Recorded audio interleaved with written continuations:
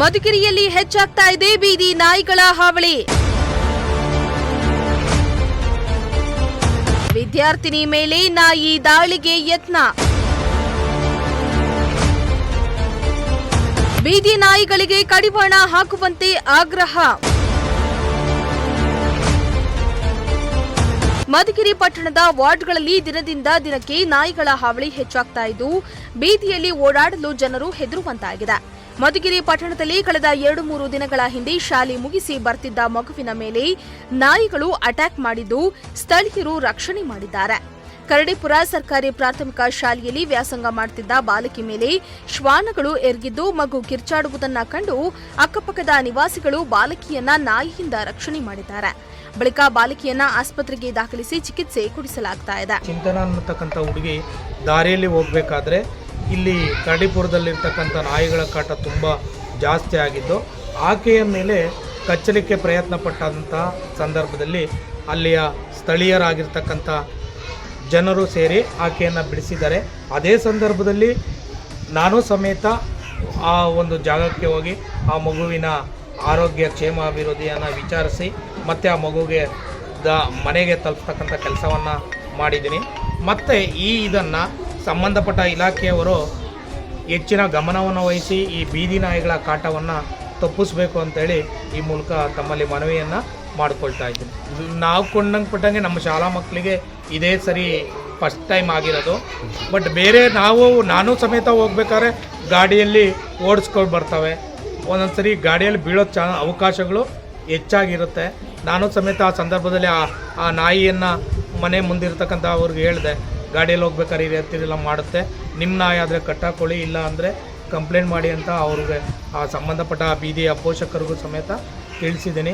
ಇದನ್ನು ಹೆಚ್ಚಿನದಾಗಿ ಸಂಬಂಧಪಟ್ಟ ಪುರಸಭೆಯವರು ಮತ್ತು ಪಶು ಸಂಗೋಪನಾ ಇಲಾಖೆಯವರು ಗಮನವನ್ನು ವಹಿಸಿ ಈ ನಾಯಿ ಹಾವಳಿಯನ್ನು ತಪ್ಪಿಸಿದ್ರೆ ಮುಂದೆ ಸಾರ್ವಜನಿಕರಾಗಲಿ ಮಕ್ಕಳಾಗಲಿ ಶಾಲೆಗೆ ಬರಲಿಕ್ಕೆ ಅಥವಾ ಹೋಗ್ಲಿಕ್ಕಾಗಲಿ ಯಾವುದೇ ರೀತಿಯ ತೊಂದರೆಗಳು ಕೇಳ್ಕೊಳ್ತೀವಿ. ಈ ಬಗ್ಗೆ ಅಲ್ಲಿನ ಪೋಷಕರು ಮತ್ತು ಸ್ಥಳೀಯರು ಆ ಒಂದು ಘಟನೆಯನ್ನು ಬಿಡಿಸಿರುವಂಥದ್ದಾಗಿದೆ. ಇಲ್ಲಾಂದರೆ ಮಕ್ಕಳಿಗೆ ತುಂಬ ತೊಂದರೆ ಆಗುವಂಥ ಪರಿಸ್ಥಿತಿ ಆಗ್ತಾ ಇತ್ತು. ಅದರಿಂದ ಮಕ್ಕಳು ಶಾಲೆಗೆ ಬರುವಂಥ ಸಂದರ್ಭದಲ್ಲಿ ಮತ್ತು ಶಾಲೆ ಬಿಟ್ಟ ನಂತರದಲ್ಲೂ ಸಹ ಸುಮಾರು ನಾಯಿಗಳು ಇವತ್ತು ನಗರ ಪ್ರದೇಶದಲ್ಲಿ ಓಡಾಡ್ತಿರೋದ್ರಿಂದ ಮಕ್ಕಳ ಭಯಭೀತರಾಗಿ ಶಾಲೆಗೆ ಬರುವಂತಹ ಒಂದು ಪರಿಸ್ಥಿತಿ ಎದುರಾಗಿದೆ. ಈ ಬಗ್ಗೆ ಪೋಷಕರು ಸಹ ಆತಂಕದಲ್ಲಿದ್ದಾರೆ. ಸಂಬಂಧಪಟ್ಟಂತಹ ನಮ್ಮ ಪುರಸಭೆಯ ಮುಖ್ಯಾಧಿಕಾರಿಗಳು ಮತ್ತು ನಮ್ಮ ಪಶು ವೈದ್ಯ ಇಲಾಖೆಯ ಅಧಿಕಾರಿಗಳು ಸಹ ಈ ಬಗ್ಗೆ ಸೂಕ್ತ ಕ್ರಮವನ್ನು ವಹಿಸಿ ಬೀದಿ ನಾಯಿಗಳ ಒಂದು ಹಾವಳಿಯಿಂದ ಮಕ್ಕಳ ಒಂದು ರಕ್ಷಣೆಯನ್ನು ಮಾಡಬೇಕು, ಮಕ್ಕಳಿಗಾಗುವಂಥ ಅನಾಹುತಗಳಿಂದ ತಪ್ಪಿಸಬೇಕು ಅಂತೇಳಿ ನಾನು ಈ ಒಂದು ಮುಖಾಂತರಗಳನ್ನು ಕೋರ್ಕೊಳ್ತಾ ಇದ್ದೇನೆ. ಈಗ ನಮ್ಮಿಂದ ಈಗಾಗಲೇ ಪತ್ರವನ್ನು ನಾವು ಅವರಿಗೆ ಮಾಡ್ತಾ ಇದ್ದೇವೆ. ಮುನ್ಸಿಪಲ್ ವ್ಯಾಪ್ತಿಯ ಅಧಿಕಾರಿಗಳಿಗೆ ಮತ್ತು ಪಶುವೈದ್ಯ ಇಲಾಖೆಯ ಅಧಿಕಾರಿಗಳಿಗೂ ಸಹ ನಾವು ಈ ರೀತಿಯ ಒಂದು ಹಾವಳಿ ಹೆಚ್ಚಾಗಿದ್ದು ಮಕ್ಕಳ ಒಂದು ರಕ್ಷಣೆಯ ಬಗ್ಗೆ ತಾವು ಸಹ ಕ್ರಮ ವಹಿಸ್ಕೊಳ್ಬೇಕು ಅಂತೇಳಿ ಲಿಖಿತವಾಗಿಯೇ ಇಲಾಖೆ ಮುಖಾಂತರ ಒಂದು ಪತ್ರವನ್ನು ನಾವು ಮಕ್ಕಳು ಸಹ ಈ ಬಗ್ಗೆ ಎಚ್ಚರಿಕೆ ವಹಿಸ್ಕೊಳ್ಬೇಕು. ಮತ್ತು ಶಾಲೆಯ ಶಿಕ್ಷಕರಿಗೂ ನಾವು ಈಗಾಗಲೇ ಸೂಚನೆಯನ್ನು ಕೊಡ್ತಾ ಇದ್ದೀವಿ ಮತ್ತು ಇವತ್ತೂ ಸಹ ನಾನು ಮತ್ತೆ ಸೂಚನೆಯನ್ನು ಕೊಟ್ಟಿದ್ದೇನೆ. ಶಾಲೆ ಬಿಡುವಂಥ ಸಮಯದಲ್ಲಿ ಆ ರಸ್ತೆಗಳನ್ನು ದಾಟಿಸುವಂಥ ಸಮಯದಲ್ಲೂ ಸಹ ಶಿಕ್ಷಕರು ಗಮನಿಸಬೇಕು ಮಕ್ಕಳನ್ನು ಸಹ.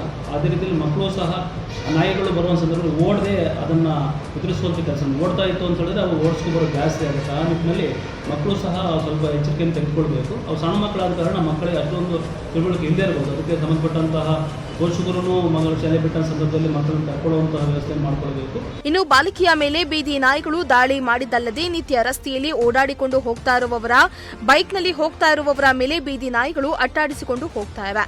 ಅಲ್ಲದೆ ಅನೇಕ ಜನರ ಮೇಲೆ ನಾಯಿ ದಾಳಿ ಮಾಡಿದ್ದು ಸಾಕಷ್ಟು ಮಂದಿ ಆಸ್ಪತ್ರೆ ಪಾಲಾಗ್ತಿದ್ದಾರೆ.